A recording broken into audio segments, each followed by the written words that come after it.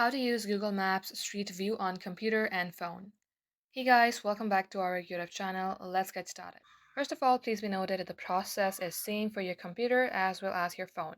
So in both devices, you have to first launch your map. If you are using computer, make sure that you open your Chrome browser or any of your preferred web application, and then simply search for any location you would like to view the image of. In my case, I have selected a specific location of Austria. Now let's go ahead and simply drop our pin anywhere.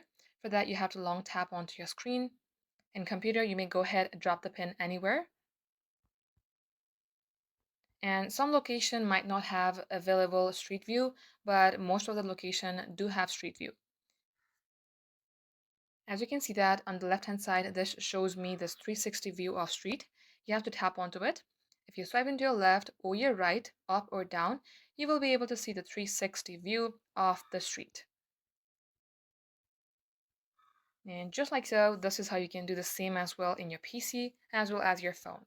So thank you all for watching, and if it had helped you in any ways, don't forget to like, share, and subscribe to our channel.